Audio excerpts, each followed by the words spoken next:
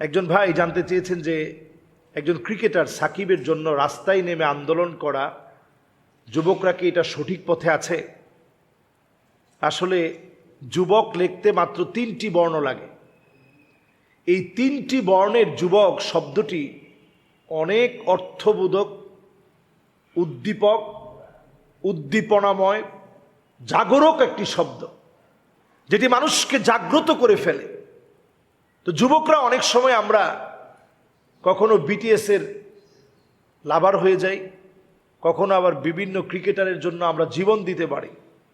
অনেক নায়ক যদি কোনোভাবে মারা যায়, দেখা যায় অনেকেই নায়ক মারা যাওয়ার সাথে সাথে তারাও আত্মহত্যা করে ফেলে। নাউযু বিল্লাহি মিন যালিক। আপনি কারো পক্ষ অবলম্বন করার ক্ষেত্রে আগে চিন্তা করবেন, যেই লোকটার পক্ষ নিচ্ছি তাকে আমি কুদওয়া মনে করছি, মডেল মনে করছি।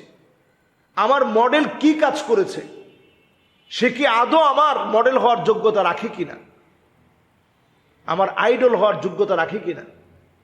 আজকে যারা সাকিব লাভার আছে তারা কিন্তু অলরেডি মাঠে নেমে অনেক চিল্লাচিল্লি করলো, চেঁচামেচি করলো, তেমন কোনো ফল কিন্তু বয়ে আনে নাই।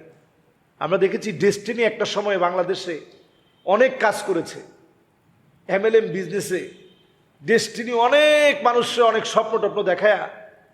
শেষ সময়ে যখন ডেস্টিনি ধরা পড়ে গেল, শেষে কিছু মানুষ বিপাকে পড়ে গেছে। তারা টাকাও পেল না, আমও পেল না, সালাও পেল না, সব শেষ। তো আম সালা তারা সবই হারালো। শেষে যারা ডেস্টিনিতে আসলো, আম সালা সব তাদের গেল। তা আমি মনে করি শেষ সময়ে যারা স্বৈরাচারের সাথে এসে যোগ দিয়েছিল তাদের আমসালা সব গেছে। তাদের নিজেদের যে জনপ্রিয়তা ছিল, জনবল ছিল, মানুষের মৌন সমর্থন ছিল, সব তারা এই মুহূর্তে হারিয়েছে।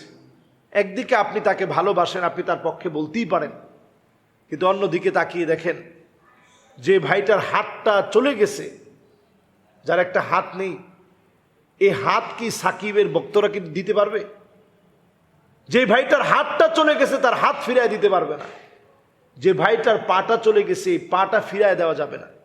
যেই মায়ের বুক খালি হয়ে গেছে সেই মা না বুঝে সন্তানের ভালোবাসার দাম তার কাছে কত বেশি। এরপরে যদি আমি আরেকটু আগ বাড়িয়ে বলি, যে ভাইটার চোখ চলে গেছে, যে ভাইটার সব চলে গেছে, ছোট ছোট বাচ্চারা মারা গেল, এগুলোর দায় আপনি কেমন করে এড়াবেন?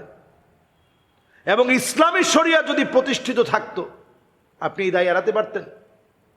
ইসলামী শরিয়া কসাস নেওয়ার হুকুম দিয়েছেন। যদি পুরো একটা গোষ্ঠী সম্পৃক্ত থাকে, ধরেন 500 জন মানুষ মিলে একজনকে মেরেছে, 500 জন মানুষ মিলে একজনকে মেরেছে, 500 জনের বিরুদ্ধে ইসলামের কসাস বিধান হবে 500 জনের বিরুদ্ধে যারা যারা নেতৃত্ব দিয়েছে সবগুলো শাস্তি হবে, একজনও বাদ নেই। তা আপনি একটা প্রতিষ্ঠিত খেলোয়াড় হওয়ার পরে এই দেশের মানুষ আপনাকে কতটা পছন্দ করে আপনি জানেন। এরপরে যদি আপনি স্বৈরাচারের পক্ষে, গুলির পক্ষে, ছাত্র জনতার বিপক্ষে দাঁড়ায় আপনি যদি কাজ করেন, আপনি বাঁচবেন কেমনে? আমাদের দেশের ব্যারিস্টার সুমন সাহেব, তিনিও তো অনেক নামকরা মানুষ ছিলেন।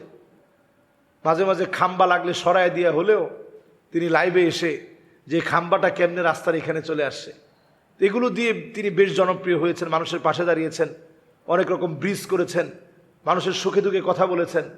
কিন্তু শেষ সময় এসে ডেস্টিনির মধ্যে পা দিয়ে দিস। তো ডেস্টিনি তো উদাও হয়ে গেছে, এখন উনার অবস্থা তো কাহিল। আপনারা দেখেছেন যে আমি তো দেখেছিলাম অনেকগুলো ভিডিও তিনি দেশের বাইরে থেকে করেছেন। এখন কেমন করে তিনি আবার বলছেন যে আমি দেশেই ছিলাম। এই ধরনের মানুষের কথা অনেক সময় বিশ্বাস করা যায় না। তবে আমার কাছে মনে হয় তিনি দেশের বাইরে ছিলেন, কোনো একটা মহল তাকে বলছে যে তুমি দ্রুত দেশে ঢুকো, ঢুকার পরে তোমাকে নিয়ে আর একটু চাঙ্গা হোক।